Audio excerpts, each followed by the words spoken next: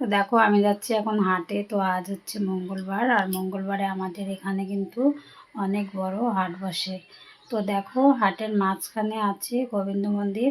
তো এখানে গাড়িটা রেখেছি আর এখানে প্রণাম টনাম করে হাটে ঢুকবো। তো দেখো এখানে কিন্তু প্রত্যেক বছর 8-10 দিন ধরে কীর্তন গান হয়। দেখো কিছুদিন আগেই গান হয়ে গেছে। তো প্যান্ডেলও আছে। আর দেখো মন্দিরের সামনে কিন্তু সব মাটির জিনিস বিক্রি হয়। তো এটাকে কিন্তু আমরা হাড়িয়াটি বলি। তো দেখো চারিদিকটায় মাটির জিনিস তৈরি। আর পাশে আছে দেখো দানা শস্যর, যেমন ছোলা, ভুট্টা, গম এসবের দোকান। তো এখান থেকে আমরা প্রথম বাজার করে নিলাম এখান থেকে ছোলা আর হচ্ছে জব। তো দেখো এটা আমাদের প্রথম বাজার। তারপরে দেখো আমরা চলে আসলাম হাটের ভিতরে। হাটের ভিতরে এসে চলে আসলাম ডাবের দোকানে। তো এখান থেকে কয়েকটা ডাব নিয়ে নিলাম। তারপরে দেখো হাটের মধ্যে আছে কিন্তু মায়ের মন্দির।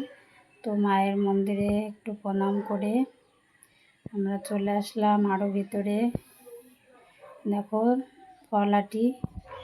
তো এখান থেকে ঘুরে ঘুরে কিছু ফল নিয়ে নিলাম।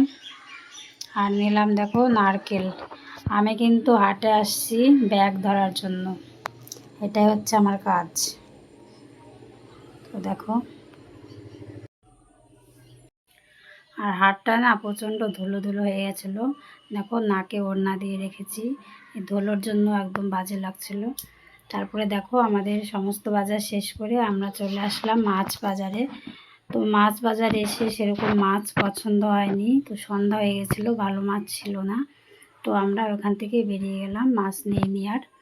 তারপরে দেখো হাটের বাইরে চলে এসেছি। আর আমাদের লাস্ট বাজার ছিল মুড়ি।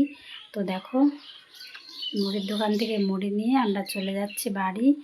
তো সন্ধ্যা হয়ে এসছে প্রায়, আর তাড়াতাড়ি হয়ে গেছে আমাদের বাজার আজকে। তো ভিডিওটি কেমন লেগেছে অবশ্যই জানিও।